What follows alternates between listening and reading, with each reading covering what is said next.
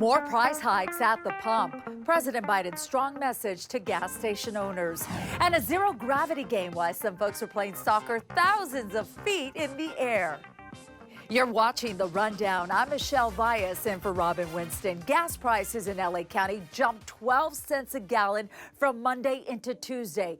The average price in LA County is now $5.96. Of course, you'll find stations that are much higher than that. The average price in Orange County now $5.94. $5.80 in Riverside County, $5.83 in San Bernardino, and $5.89 in Ventura. President Biden says gas prices need to be lowered now. To the companies running gas stations and setting those prices at the pump, bring down the prices you're charging at the pump to reflect the cost you pay for the product. Do it now. And during a meeting at the White House Monday, the president pointed out that companies are now paying less for oil prices because of a recent drop, but we're not seeing that at the gas pump. Thousands of local students are still sitting in classrooms that don't have air conditioner. The Long Beach Unified School District says about 80% of schools have widespread AC. Parents say it's way too hot, though, inside those classrooms that don't have it. My kids' classrooms are getting up to 90, 95 degrees. How are they supposed to learn? How are they supposed to focus? Voters approved a multi-million-dollar bond measure to install new central heating and air conditioning systems, but the construction timeline is slow. The school district says that's due to various factors, including available labor, materials, and the fact that school bond funds are issued in increments. So for now, schools are using fans and rotating kids into spaces that are air-conditioned, like libraries. Let's go ahead and check in with meteorologist Belen de Leon. Well, fall officially started last week, but we have yet to feel those cool temperatures. It's felt like summer. We have excessive heat warnings and heat advisories in place all the way through Wednesday evening, so there's a high risk of heat illness if we're not playing it safe. The temperatures inland, 90s, triple digits, and it's even warm at the coast in the 80s and 90s. It's all because of this dome of high pressure. This high heat will finally fizzle out later this week as that high pressure moves on, and instead, we're going to have some cooler air moving into the region with a return of that marine layer. So give it some time. Gradually, the numbers are going to come down. Look at the trend in Moreno Valley. We got triple digits through Wednesday, then 90s on Thursday and Friday. Hang in there. Temperatures by the weekend are going to be in the 80s. So until then, stay cool and hydrate. Belen, thank you. There's been an intense search for a father who went on the run with his 15-year-old daughter. This follows the deadly shooting of the girl's mother in Fontana. 45-year-old Anthony Graziano is accused of killing his ex Monday morning near Cypress Elementary School. Police say he then abducted Savannah, their teenage daughter. Graziano is also accused of shooting at a man who was dropping his kid off at school. Police say Graziano was driving a 2017 Nissan Frontier with California plates 44305 G2. The truck has a distinctive rack over the bed and stickers on the rear side panel. A dangerous drug called rainbow fentanyl is showing up more on social media sites, and it's made to look like candy. The brightly colored pills are being marketed to young kids. The head of the DEA says some traffickers even nicknamed them after real candy, calling them sweet tarts or Skittles because they're trying to appeal to kids. It has nothing to do with candy, and we should say this as clearly as we possibly can.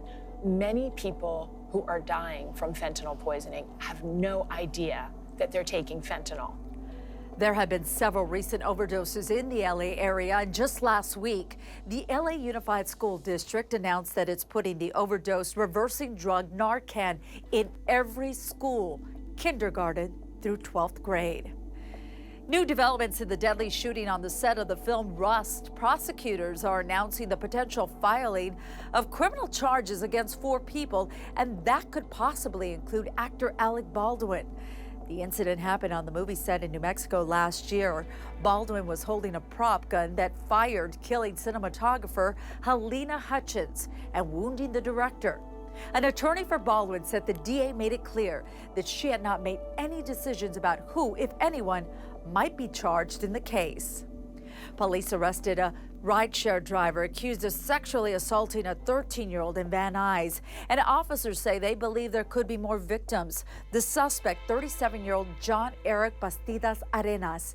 He's accused of forcing the victim into his car near Van Nuys Elementary School on August 13th and then sexually assaulting him. The boy escaped, and last week, police identified and arrested Arenas.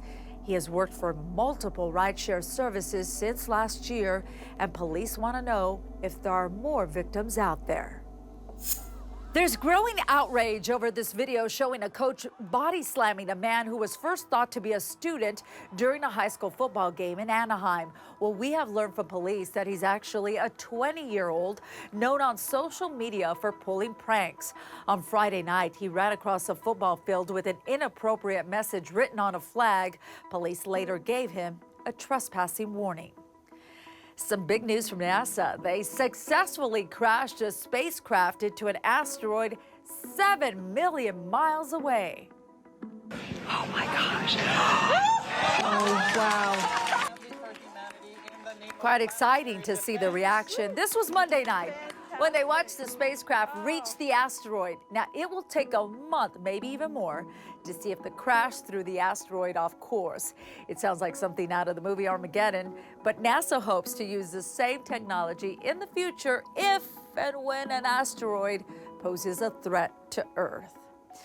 We are getting a look at the best taco cities, and the results may surprise you.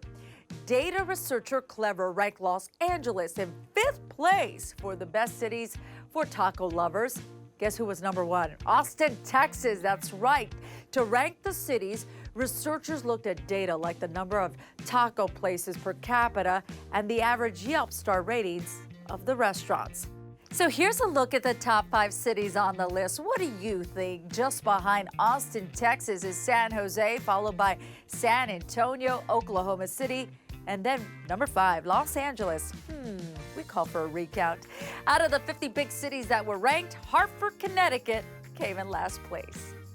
An all-star panel of actors, writers, producers, and critics recently got together to refresh Rolling Stone's list of the 100 greatest TV shows of all time. And their pick for the best show ever may not come as a surprise.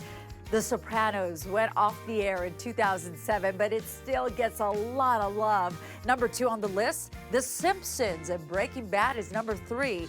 The newest shows to crack the top 10 are a pair of comedy dramas, Fleabag at number 5 and Atlanta at number 9. A generous donation from billionaire philanthropist Mackenzie Scott. 2 Beverly Hills mansions, that equates to roughly $55 million. The donation was made to the California Community Foundation. The foundation says it plans to sell the 2 mansions and use the money to help with the housing crisis. That is programs that invest in creating more affordable housing, but also support tenants' efforts to stay in their housing. Mackenzie Scott is the ex-wife of Amazon founder Jeff Bezos. Taking the game of soccer to new heights, this match was awarded a Guinness World Record for highest altitude game. So these guys played on board a flight 20,000 feet above the earth in 0 gravity. How fun is this? The players are from Portugal, the Middle East, Europe, and Latin America. MasterCard put the whole thing together in anticipation of the World Cup in November. You can always get news and weather updates on the NBCLA app and at our website, NBCLA.com. See you next time on The Rundown.